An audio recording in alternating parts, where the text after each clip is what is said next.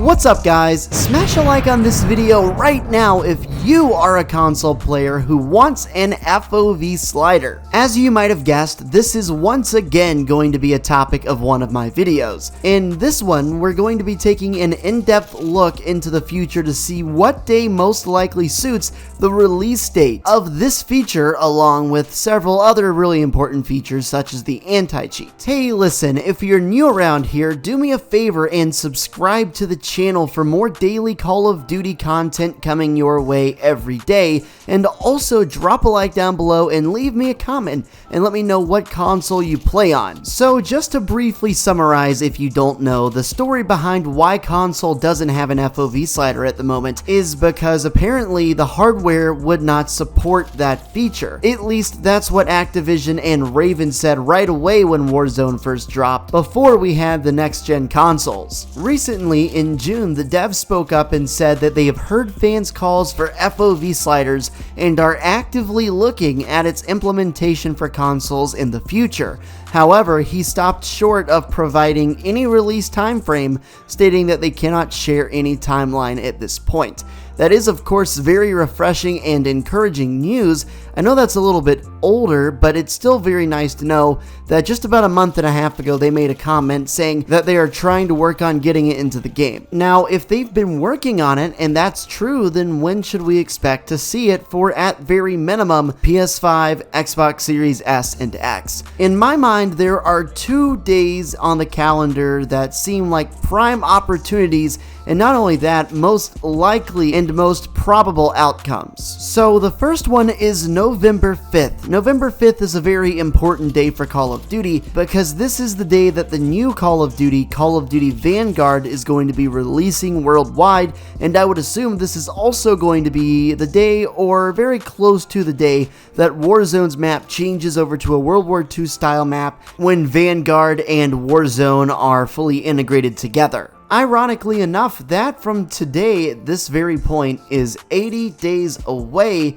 which is the same FOV value that console players are stuck to at the moment, which we're trying to get improved. Take a look at this. The Battle Pass says Season 5 ends in about 49 days and 8 hours, and that would put the new season, or at least the ending of the Battle Pass season for Season 5, at around October 5th. So maybe October 4th, 5th, or 6th, somewhere in that range, unless there are any delays or extensions for any reason. If it was October 5th, that means there would be only 1 month from that point onward until Vanguard comes out and the new Warzone map as well, which means the release of the new game and the new Warzone season won't line up, but of course I'm sure there are ways that they're going to mend that difference. Or maybe I'm just an idiot and they have a plan, which is probably correct. So November 5th is the first possible date, and another possible date would be roughly a month from now in the Season 5 Reloaded event. That's another major event. That's not quite as big as a full-scale new season update night, but it's still pretty big. As you can see, last season, Warzone Season 4 started June 17th,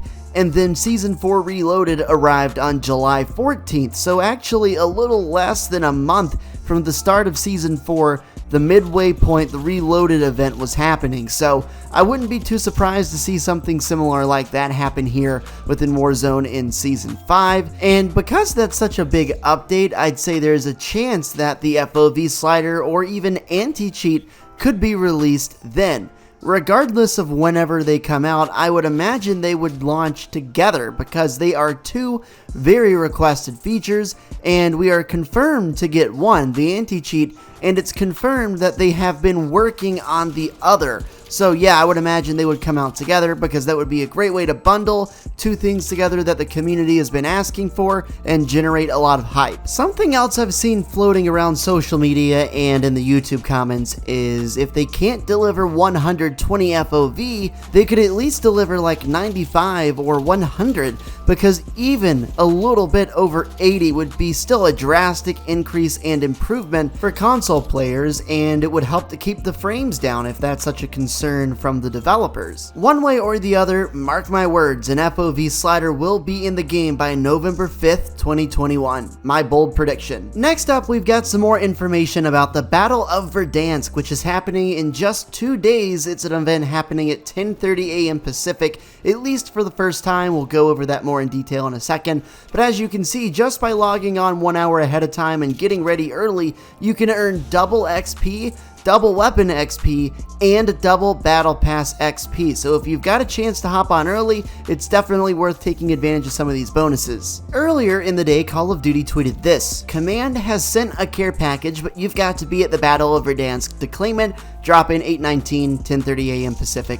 You can see the briefing says intel from Command indicates you will be rewarded. Join the fight, defeat the target, get to the exfil, and earn rewards. And then on the right, it says new weapon and knife blueprints, a bike skin, a timepiece, and more. Just by hopping on at the time and playing, you'll be able to unlock a lot of really cool stuff to use in both Cold War and Warzone, and you'll get to witness the in-game event, which I'm sure is going to be very cool. Of course, they would want it to be very cool, considering they're using it to promote their game and reveal it to the world for the very first time. Now, of course, in the middle of the day on a Thursday is not the optimal time for as many people as possible to hop on and experience this event with everybody else.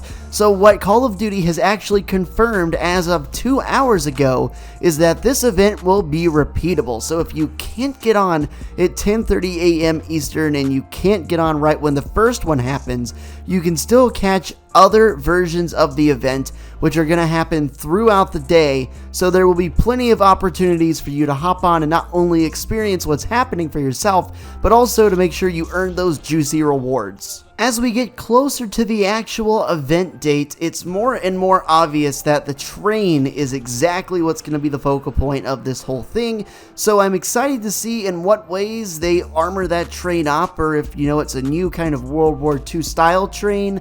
I'm just more so than anything else curious to see how they're going to fit the World War II theme into this event, considering the current map is not from World War II and all of that technology is outdated in the current setting. So I guess we'll just have to wait and see. Let me know if you're excited about that event, and also let me know if you are really holding out hope that the FOV slider makes its way into consoles in the near future. I mean, I'm pretty confident in saying that we're gonna see it this year, but I would hope it would be sooner rather than later, of course, because I own an Xbox and I'd like to hop on Warzone on console for a number of reasons. Thank you guys all very much for watching. I really appreciate your support. Make sure to drop a like and or subscribe if you feel so inclined, and I will catch you in the next video. Peace.